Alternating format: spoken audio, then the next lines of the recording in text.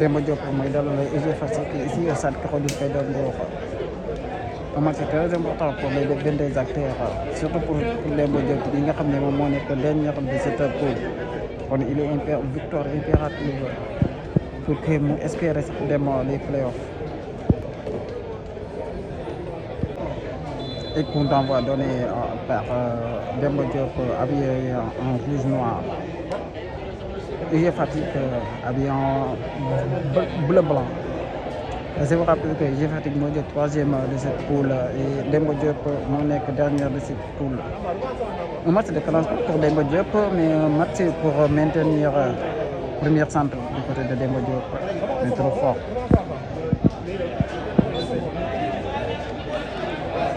Et on voit que UG Fatick a fait beaucoup de changements.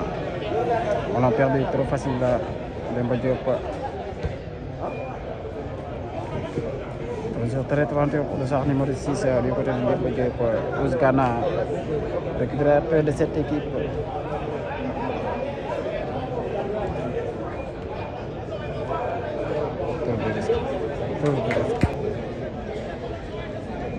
UG Fatick avec des ambitions cette année-ci, c'est monter en Ligue 2. Et je pense que moo tax ñu nekk ci positionnement bu ñu nekk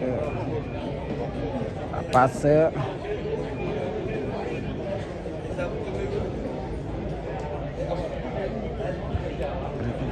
Régime de passeur. Régime de mortal. Manque d'intensité. On joue les 5 minutes de ce match.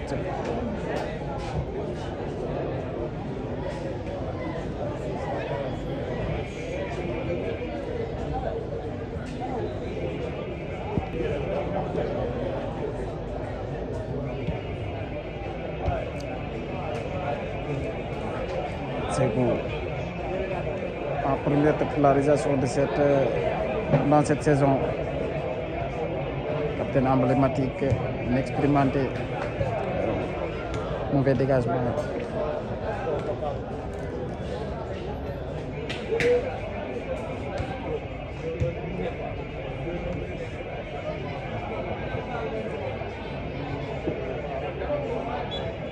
Bi la physionomie de ce match, gis nañu Demba Diop ñu ne beneen xar kanam en essayant de jouer sur les espaces.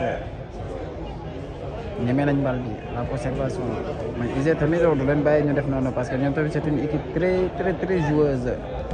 dañu sànni bal ba n'importe comment gis nga bu baaxul dañuy dellu avec une équipe très jeune. waaw ba day wane ne bon am nañ ambition te yaakaar naa ne est-ce que Demba Diop dina leen ko xañ. Demba Diop tamit est-ce que mon positionnement bu mu nekk ak physionomie bu mu indi nii dina nangu UG Fatick am ci 3 points pour dem ñibbi Fatick aisément. Belle sortie. Une séquence bien maîtrisée. On revient sur la faute. Gis nga la construction de base c'est très important. Gis nga moment bu ñu amee bon atout bi def nañ circulation progression dem na rukaatu terrain bi yëpp mu aboutir à une séquence très prometteur mortal mooy doxaloon UG Sékou Demba Diop. Oui moom tamit mu ngi def la transition défensive passe à profondeur pour qui mais heureusement il y avait le gardien troisième défenseur. Petit Sagna la touche et troisième corner de suite pour UG Fatick. a joué na ko centre en mouvement mu dóor ko mu contré ko mbëkk ko mu génn mu joxaat ko corner mu joué ko à la rémoise tiré première et quatrième corner de suite pour UG Fatick à la rémoise. Ça joue très vite lu muy def non day récupérer contre encore la touche. Réplique défensive de Ousgana, c'était très important pour cette équipe. Et maximum de concentration parce que gis nañ ne seen deux derniers matchs yëpp manque de concentration moo tax ngeen jël ay buts yoo xamante ne c'était des buts très très regrettables. Donc tous Kama passé moo nekk Tresini haut. Est-ce que c'est nécessaire? Non. J'ai en exercice et en fonction alors dégagement du gardien de gauche à droite bien maîtrisé et avec beaucoup de précision. J'ai fatigué mais attaqué une légère domination au centre. Belle parade du gardien. Et je pense que waruñu permettre J'ai fatigué di élaborer jeu trop fort mais pas sûr.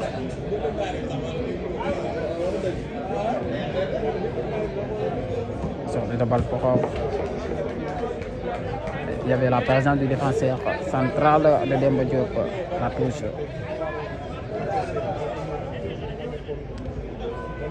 J'ai muy doxal noonu toujours. Arbitre la touche. J'ai la circulation elle est nette. Comme on n'a pas de solution, il est inde et ça passe. La forte présence de mauvais espace. Il fallait mettre de la puissance. Toujours les équipes maîtrisent la balle. Les séquences des Diop en position défensive. Contre-attaque, le Midef. La frappe contrée. Toujours des Diop privés du ballon.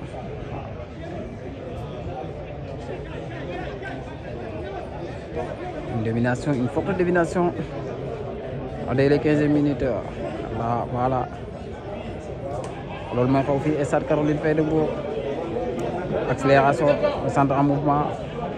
En second, ça va faire la frappe. Les Diop est en train de subir, de souffrir. Même pas 15 minutes de jeu. J'ai fatigué en train de multiplier les occasions, les actions. Toujours des Diop à terre. Et pour calmer les ardeurs, la pression, la forte pression de J'ai fatigue. Et ça lui permet que le coach de Demba Diop rectifie ses positions. C'est la reprise après que le joueur de Demba Diop s'est relevé. Donc dégagement, manque de vision. Il fallait se parler. La récupération de Mortal. Passe, mauvaise passe, intercepté. Encore. Toujours. Attaque défense. Bari.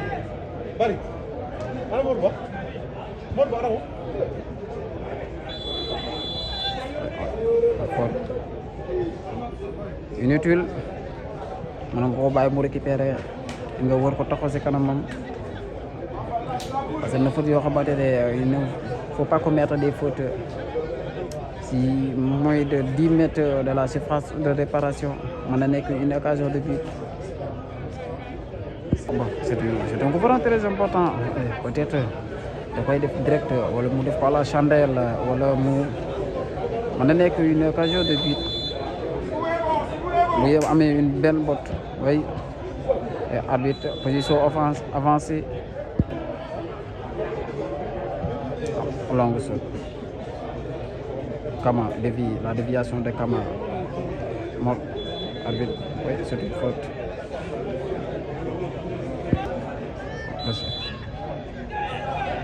Une position avancée.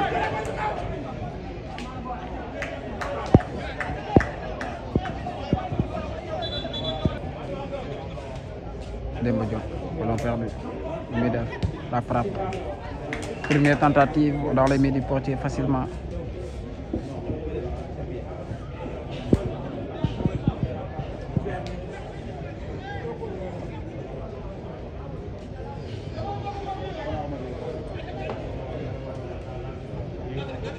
Wow, circulation bi. Quelque chose de maîtrisé, c'est normal et aisé.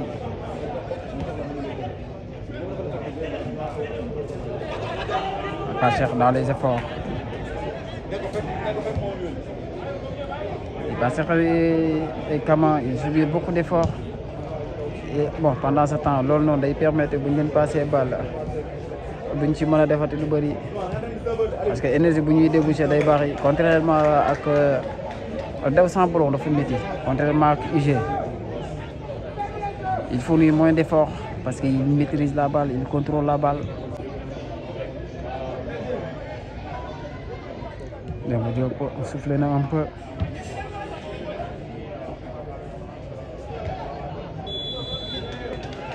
Deuxième faute de suite sur Mortala. Bi bon situation bi Demba Diop commencé na maîtriser un peu de maîtrise sur la balle. Et je pense que c'est avantageux pour eux. Et bon, une équipe qui court sur la balle, day gën a la passe trop Mortala procès lu muy def la frappe et ça passe à côté. Yow arbitre lui a demandé de poser la balle avant de balle bi warul nekk en circulation parce que balle arrêt lañ ko tuddee.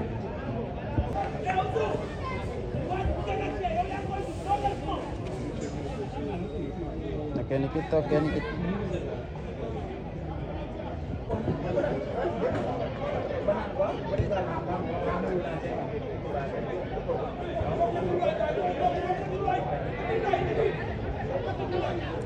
manque de solution oui parce que équipe bi dafa war a mouvementer ñëpp li war a daw mouvement bi am.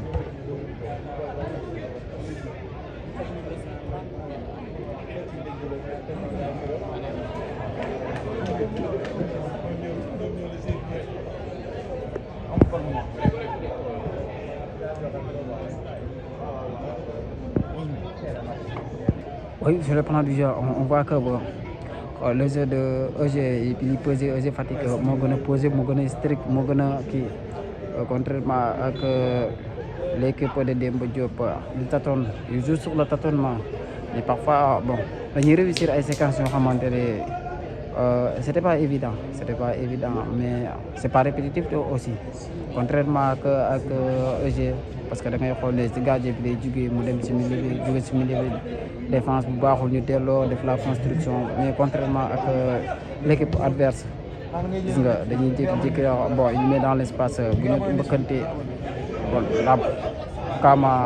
la remise c'était pas trop fort.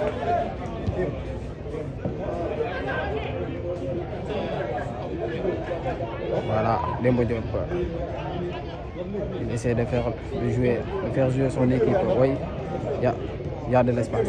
Comment?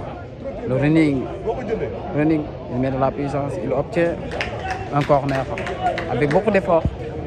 C'est un match de classement. EG Fatick 3e et à la Rémoise, Mortala, combinaison Mortala, Petit Sagna, le centre, le mise sur le paquet, la tête, Sekou.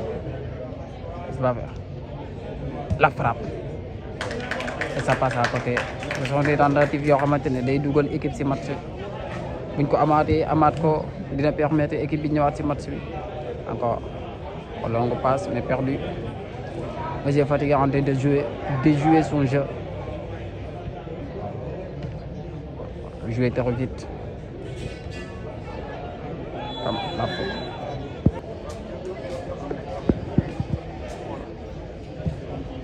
Sur la boîte, il y avait une tête pour la frappe encore du dossard numéro 5. C'est la deuxième tentative. La reprise défensive arbitre. Ouais. C'est un jeu de contact. C'est plutôt.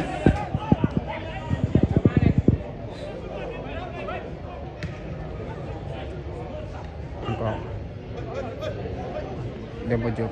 On a commencé hier pas cher. Sur Sekou. On essaie d'organiser maintenant parce que ancien là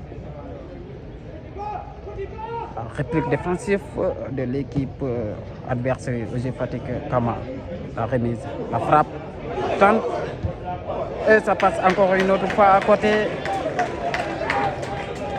Il a hésité on a des premières intentions encore il joue dans l'espace pour l'instant contre-attaque 4 contre 3. 4 contre 3. Mais heureusement, il y avait la réplique. Là.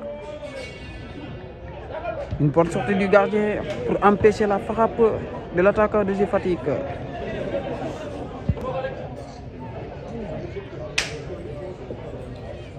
UG Fatick mooy essayé noonu en point de pénalty UG. C'est un match qui nous propose quelque chose, hein, parce qu'il y a des occasions encore. Kama, au teneur, oui, de préférence tu gardes encore. C'est un très bon joueur. Mortala, l'accélération. Mais il n'y a personne dans son zone. Petit Sagna. Oui, il y a moins de personnes, moins de partenaires, plutôt que d'adversaires encore.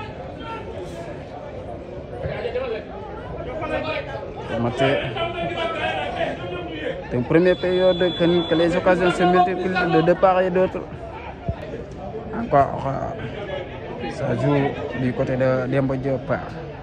Temporise, oui, c'est pour passer.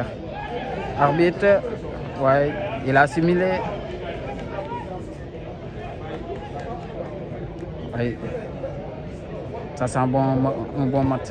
Encore, UG Fatick, une passe par le dessus du numéro 2. Je vous rappelle que Doudou est absent. Du côté UG Fatick, encore un coup franc. Un tir en première. Position avancée. Demba Diop en train de réagir. Encore, UG Fatick. Pour l'instant, il ne propose absolument rien du tout. Et je salue au passage Lamine Diack de UG Fatick. Et ça passe. Encore. Forme la frappe. Trop loin. C'est plus ou moins bon. Longue sorte, mais il n'y a personne. Voilà, temporise. Il n'y a personne. Qu'est-ce qu'il va faire? Il va temporiser. Mais le partenaire Motala m'a organisé non. Très bonne passe. La mauvaise. La précision pour Sagna. Il est nécessaire parce que boy bi moom la koy génneel si tempo bi kon yaakaar naa ne yow boo génnee encore marquage du côté il ne fallait pas commettre la faute de la nax man nga ko cadrer mu delluwaat et ça lui permet de gagner beaucoup de temps te moment bu muy dellu mën nga si préparer la transition défensive. Oui, on joue à terre. On arrive dans les 38e minutes de jeu aujourd'hui partout entre les deux formations. UG Fatick troisième et Demba Diop dernier de ce pool. Impérative, une victoire sera éclatante. Arbitre, c'est penalty, c'est une penalty. Penalty. Arbitre ne suffit pas la faute. Oui. Encore. Ça joue du côté de... Et on joue à terre.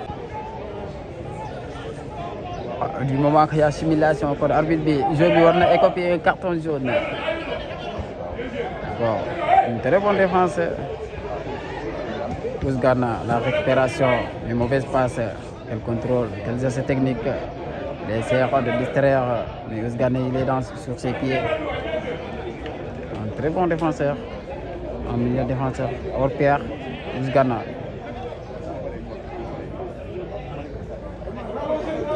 D'accord. Encore.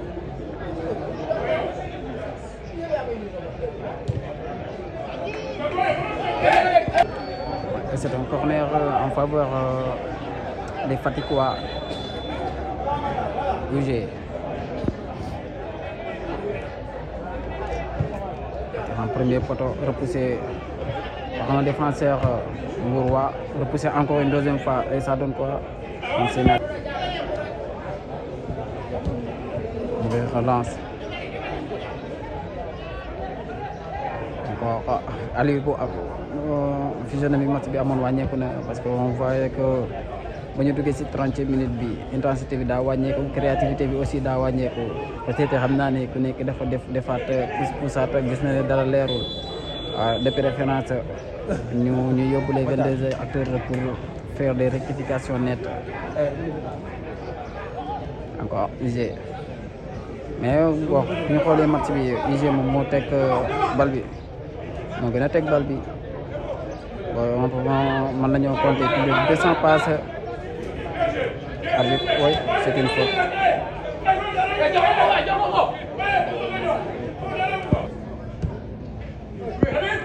Arbitre.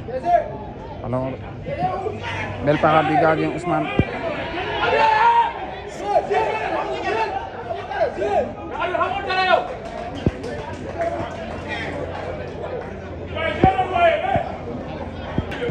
Encore, la passe en profondeur.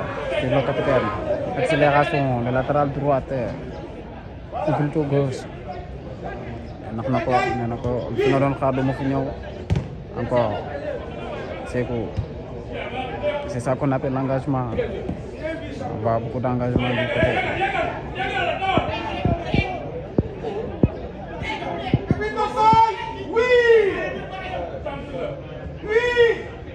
c'est pour la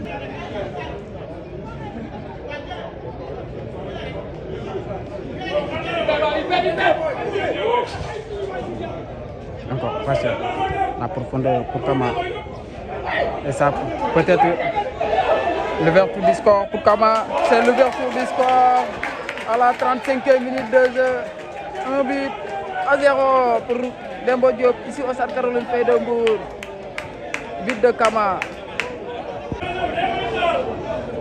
38e minute de jeu, 1 but à 0 pour Demba Diop.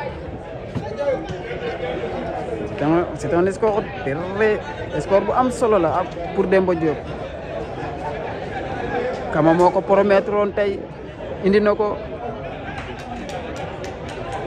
Encore 1 but à 0 pour Demba Diop sur une très belle séquence et concrétisée par l'attaquant Mamadou Kama.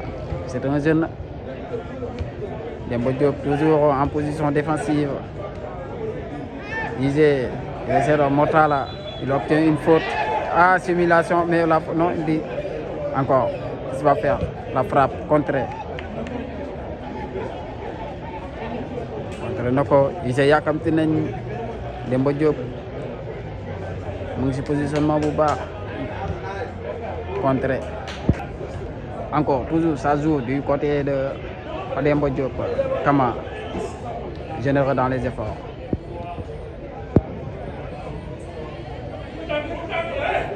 Qu'est-ce qu'il va faire?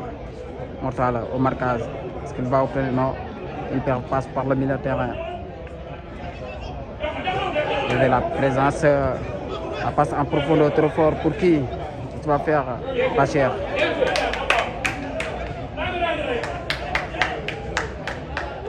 Et j'ai fatigué en construction. Mais il y a une mur bu baax, ay ligne, ay sàpp yu wóor yu Demba Diop def.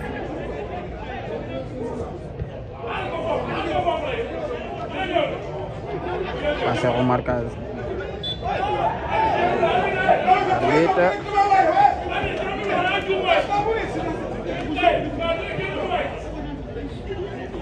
Encore Demba Diop. Tactiquement, ay Sékou dans les efforts aussi parce que xam na enjeu yi.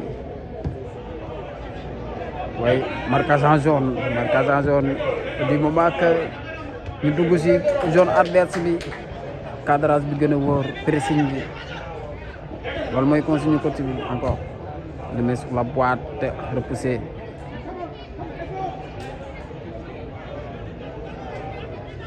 On voit que une domination stérile du côté de EG Fatick.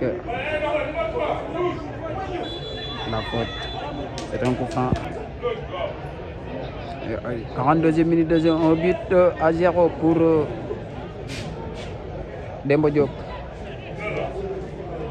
C'est un score bu am solo la, un score très important.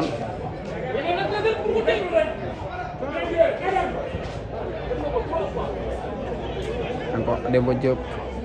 Je pense qu'il est important de un peu conserver la balle. Contre-attaque. Kama pousse. Peut-être le deuxième but. La frappe. La. Ça ne se répète qu'une seule fois, Kama. Il faut jouer sur l'assurance. À tout prix, marquer la balle. Et pour libérer l'équipe. Lumi Dafni. Oui, il obtient une faute. Petit Sagna tente de pont de loin.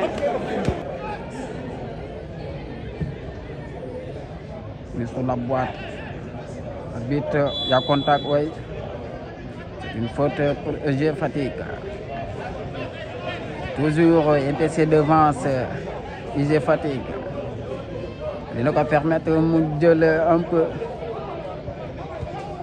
Il y a que tout ici classement. Encore quelques secondes à jouer de cette première période de mise sur la boîte. Un mur très présent. Mur bu wóor moo taala Petit Sagna moo tenté woon pont bi sànq waa ji def obstruction mu am faute.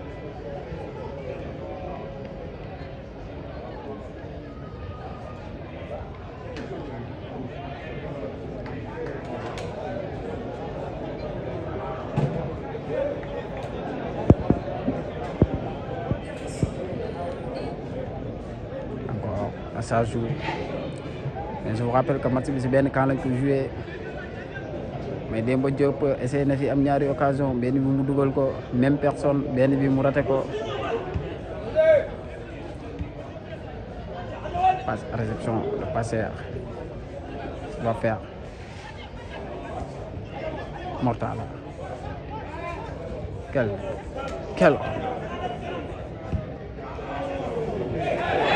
et 3 minutes aussi de temps additionnel. Mais manque de concentration aussi, C'est un jeune, dañ ko koy baal loolu tamit xale la.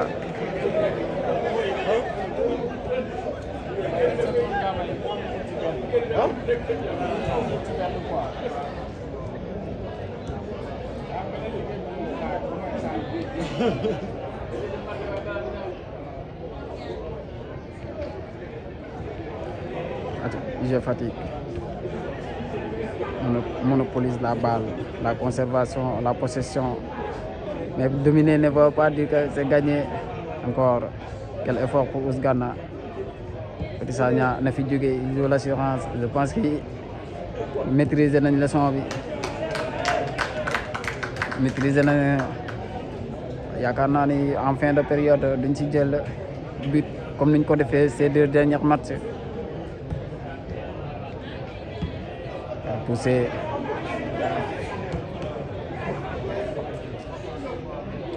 Passé. Il va conserver. Quel jour aussi. Il était seul. Moom kese la amul kenn dafa néew ci kaw mais li muy def am na solo lool ci équipe bi. Seconde période.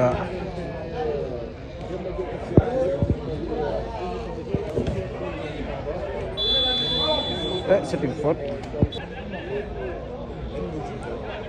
C'est une faute pour EG Fatick. En contre-attaque pour Demba Diop. Ballon perdu, m'a récupéré très vite. Encore Demba Diop. Mooy doxal noonu moo mené 1-0. La frappe. Contré. C'était très bon pour Pacher. Mortala mooy tiré corner bi. C'est la frappe. Dans les mains du portier facilement.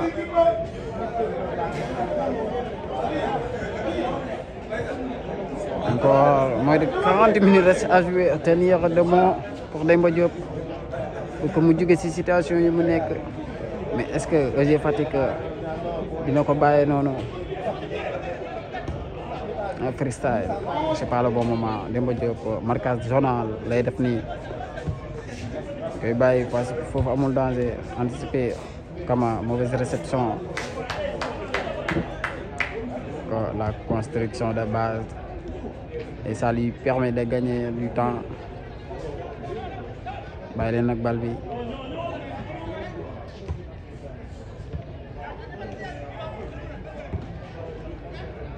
Kama en contact. Qu'est-ce qu'il va faire? Et il va obtenir la faute.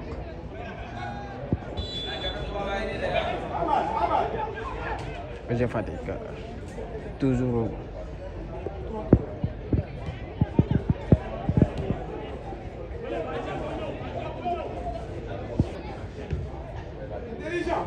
Je le mets dans l'espace. Et c'est l'ouverture. C'est l'égalisation. Là. Une très belle égalisation. Ah, c'est l'égalisation. Un corner pour les Fatick.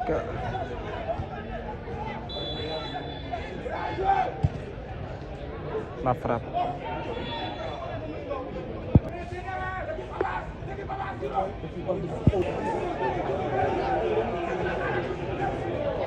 Encore un but partout pour les deux formations.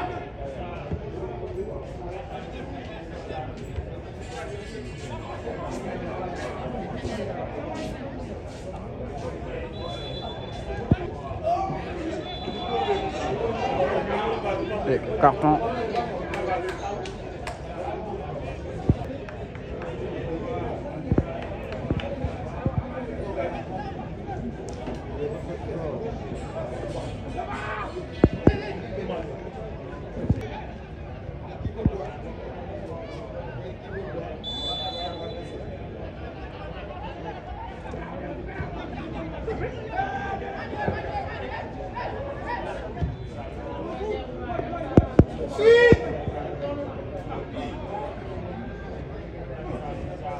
C'est Jeff Fatick qui propose le mieux.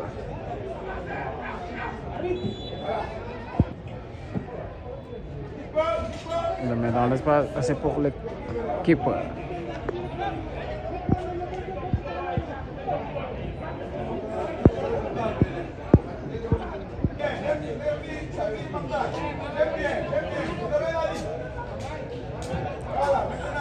Encore Demba Diop mooy def circulation. Passe par derrière, il passe par le défenseur central. On a un dégagement en Kama.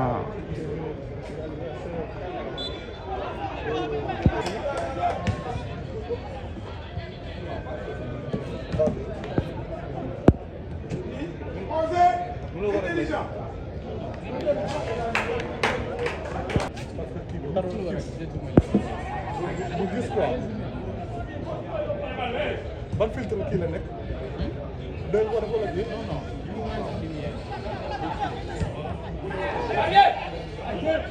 amul jéem foo koy Un coup franc très important pour que la formation fatickoise va faire la frappe directe. Oui, et ça passe au-dessus de la barre. C'était bien tenté. Mais tamit ku wax lii wax la jeunesse xool stade bi rek manque total de lumière, manque total. Est-ce que Mbour mérite na sa stade bi wala ñuy programmer benn match par journée parce que lii c'est pas avantageux pour ñi nga xam ne ñoom ñooy koy seetaanee si les plateformes yi. Mbour Capital Sport lii mérite na lii terrain boo xamante ne manque total de lumière la am ah encore Kama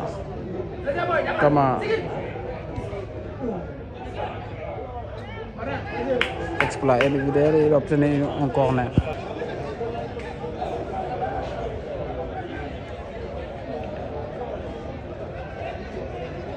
Un corner.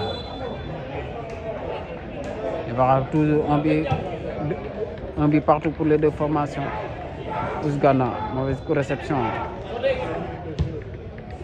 Il le remet sur la boîte. Il n'y a pas hors-jeu. Si, il y a position. Et ils interpellent les autorités. Parce que c'est pas quelque chose de très normal. Mbour Capital Sport. Mbour kenn du tudd sport te doo ko dégg. Mbour am stade boo xamante ne li ñuy seetaan pour ñu gi même ñi nga xam ne ils sont présents au stade pour ñu gis day métti waxuma la nag ñi nga xam ne ci plateforme yi lañ koy seetaanee va falloir que ngeen def effort stade bi day récolter des millions par an. Fédération j'interpelle la fédération les autorités compétentes parce que pour que suñu foot local dem il faut que infrastructure yi nekk praticable parce que lii c'est pas praticable. À défaut de ne pas avoir des lumières nettes ñuy limiter par benn match par journée parce que lii championnat la te dañ koy diffuser muy dem un peu partout dans le monde est-ce que lii rafet na ci visage du Sénégal.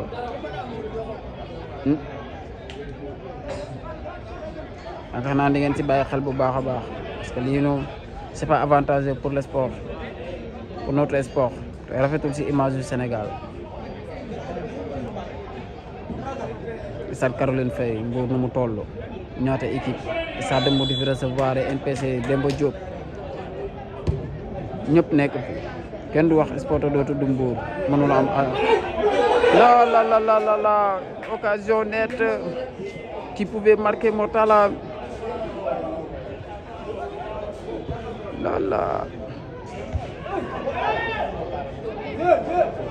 J'ai en train de se ressusciter après d'avoir marqué dès la 3e minute de cette seconde période.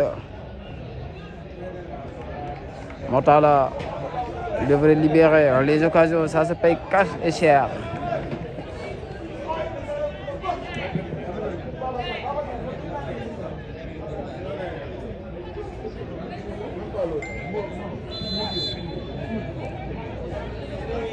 Flou parce que c'est normal manque de lumière la bu lumière yi nekkoon net encore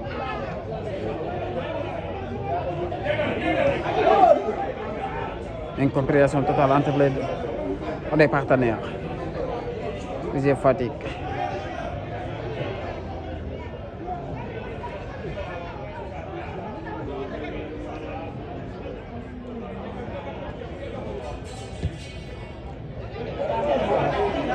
Quelle passe du gardien, mais il y a position avancée.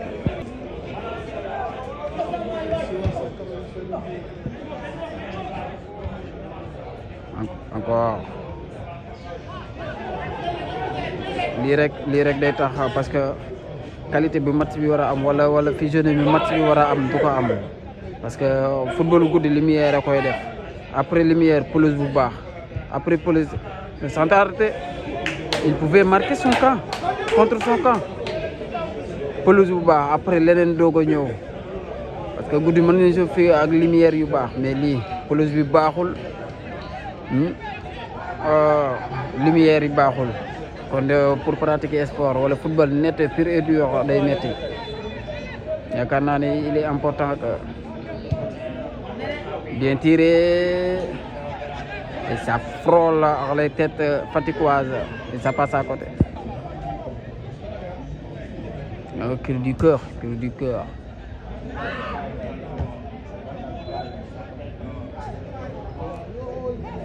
Encore Demba Diop.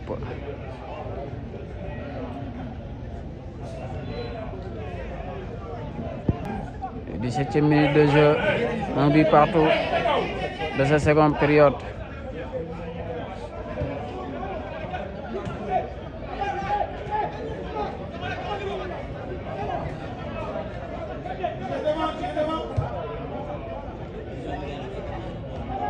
Parce que l'attaquant de cette équipe faticoise a marqué un très joli but parce que dañ ko passe en profondeur mu xool la parce que en profondeur mu xool gardien bi génn mu lob ko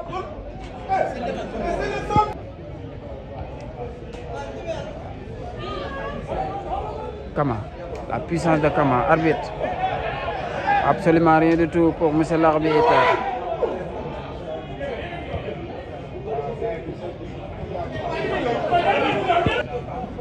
Ousgana en retrait pour son défenseur, il le met dans l'espace qui va faire la marche sur la balle.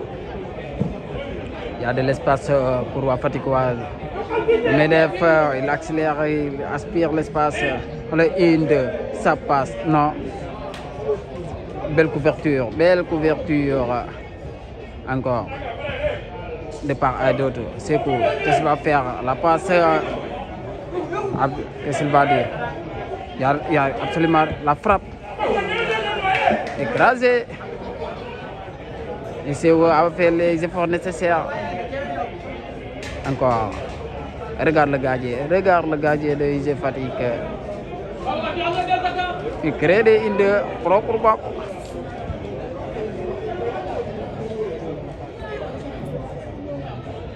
Attaquer la balle.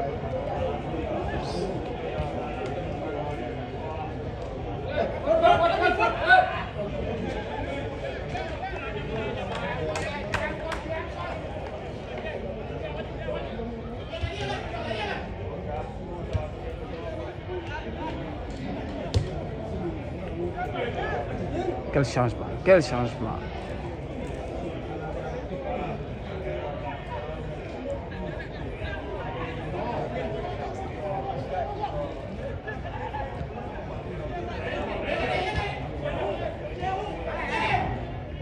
Demba Diop entraîneur reprend le fil du jeu.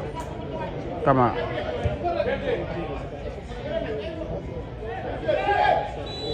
Ousgana, oui, il obtient une faute. Vraiment, c'est écœurant pour les Mbourois. Ak Mbour nu ñu bëggee football, ak Mbour nu ñu admirer sport. Infrastructure zéro. Muy handball, muy basket, muy volleyball, muy stade de football. Ça c'est kenn mësul gis lii un changement. Le capitaine emblématique de cette équipe, Sékou, de sax numéro 4 mooy génn qui cède sa place. De sax numéro 11 double changement. Et de sax numéro 12 qui cède sa place de sax numéro 13 poste pour poste. Et c'est toujours possible pour revenir au score ou de doubler la mise. La mise sur la péquée. Un gardien très expérimenté. Dafa xam ne bu dugaloon loxoy tànk bi gën a gaaw loxo yi mu dugal tànk bi. C'est un gardien très expérimenté.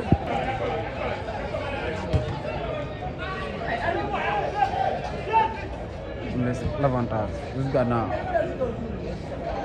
muy def centre en mouvement pour kii moo taala procès dafa ëpp la sprint long la non, il va temporiser le changement.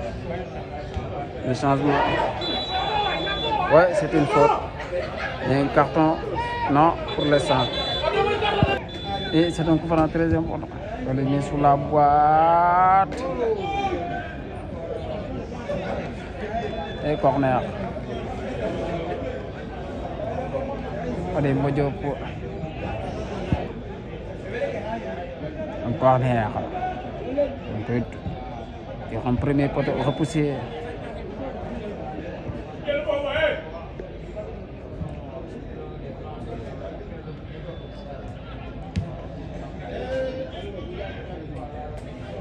La reprise, ici net. Encore 30 minutes de jeu de cette seconde période. 75 minutes de jeu. Arbitre en position offensive pour Passière.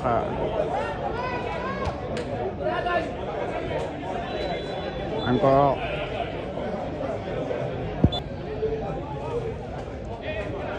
Sortant de sa numéro 10, entrant de sa numéro 17. Sorti sur blessure.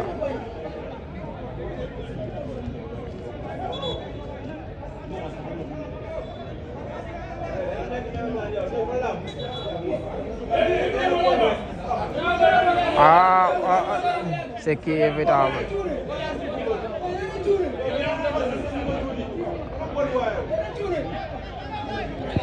C'est qui est évitable. Parce que manque de concentration, weesuwul lii. Entrant bi dugg na avant que arbitre assistante bi di yëkkati tableau bi. Manque de concentration, mais ça arrive parfois. Encore toujours quelques minutes reste un quart d'heure reste à jouer lépp mën na xew Mortalla un technicien très futé. La bataille, oui, il est solide. Encore Mortalla. C'est un magicien, vraiment. Il maîtrise trop bien la balle. Et les occasions d'argent de cette équipe, les passes en profondeur, les indes, les toi et moi, le monde nous maîtrise malgré son taille, son poids.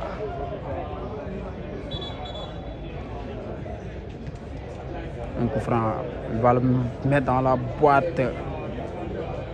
Un point de penalty. Ñu njëkkante ko gardien bi. Coup franc bu am solo la. Très bien tiré, repoussé.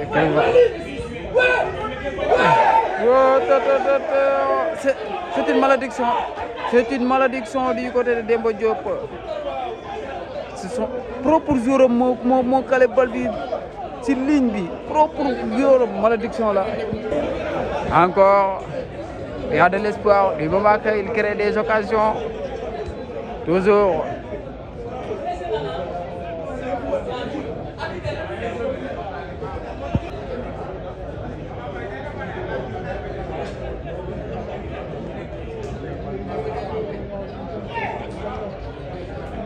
Quel talent, pur talent, Mortalla. Qu'est-ce qu'il va faire? Il va attendre? Non, il préfère pas cher, jaune de con.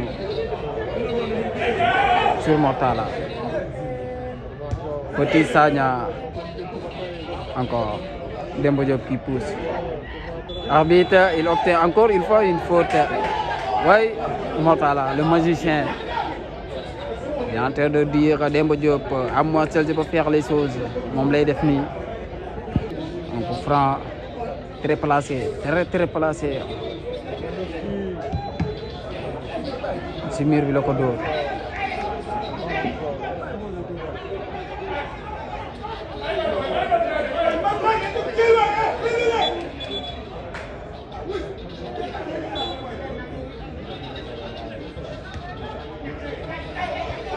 Très bon match. Sur la boîte. Def na ko ci boîte bi.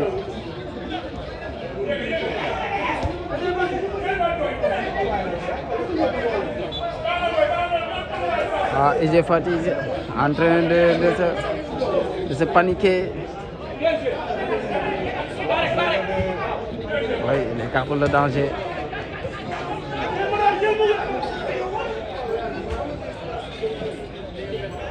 Une légère domination du côté de Demba Diop. Il est en train de subir. Oui.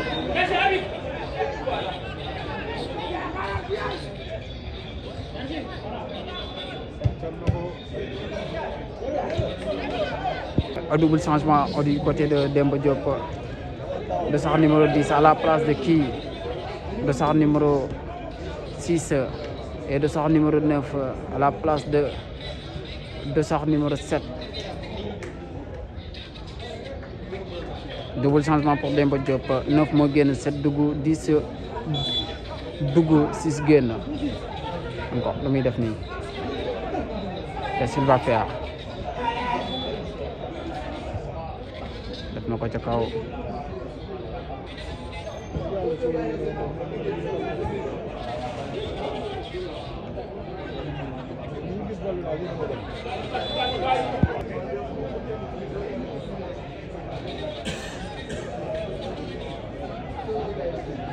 IJ Fatick est en train de se perdre en fil du jeu. Demba Diop moom moo nekk di def ay efforts parce que en force de pousser mën na am quelque chose. IJ Fatick, il suffit que quelques rares occasions, quelques rares séquences de cette seconde période se lay contenter pour mën a résumer match bi. Moins de 10 minutes reste à jouer. On est à la 37e minute de jeu. Un but partout entre les deux formations. IJ Fatick, 3e du classement. Demba Diop, dernière du classement. Et un match de classement. Très belle botte. Gardien repoussé par le gardien. Le gardien très expérimenté. Quoi, am expérience là.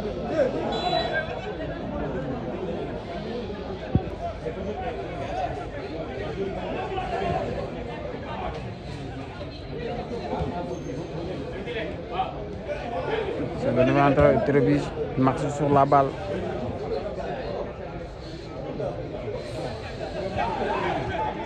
Encore de l'espace. Arbitre. Là. Merci. Très solide défenseur. Très costaud dans les duels. Là, il est solide, il est costaud. Les 1 contre 1, il ne va pas se laisser faire. Dédoubler facilement.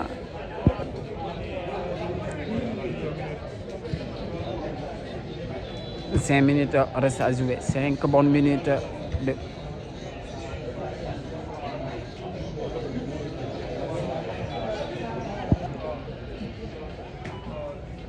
Il est seul, mon kese moo fa nekk. Il a réussi. What? C'est le deuxième but, trop facile. Deuxième but pour EG Fatick. À la 85e minute de jeu. Joli but pour EG Fatick.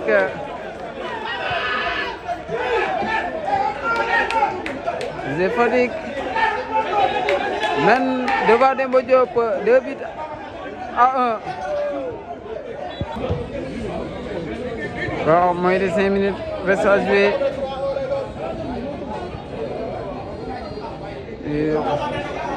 Man damay jàpp ne malédiction bu narta baax du baax saison bi parce que but bi nga xam ne bon ñoom mënoon nañ koo dugal pour ñëw 2-1 ay occasion yu franche yoo xamante ne Demba Diop toujours ce sont des regrets, toujours ay regrets.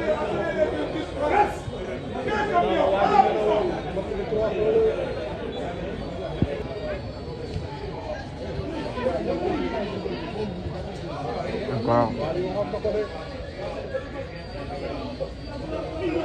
Lancement total.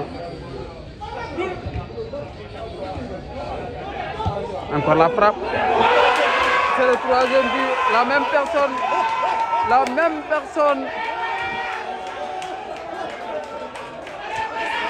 Double la mise.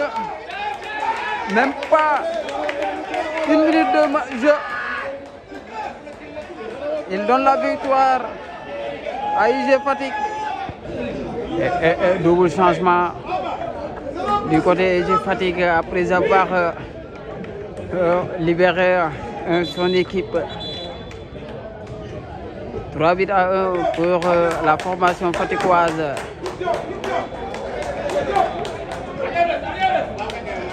C'est tellement regrettable.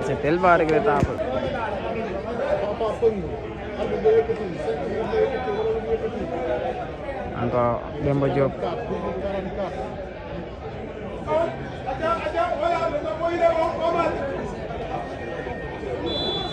C'est une faute. Et 5 bonnes minutes de temps additionnel.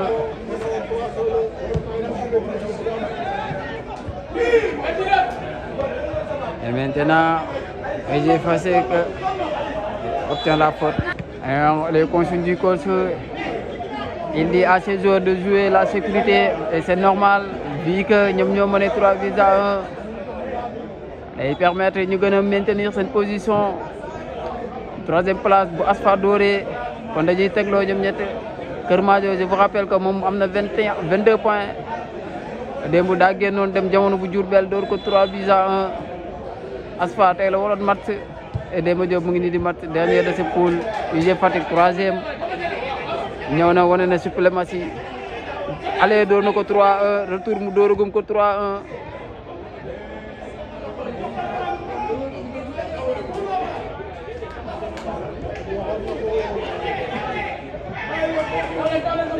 Trop fort.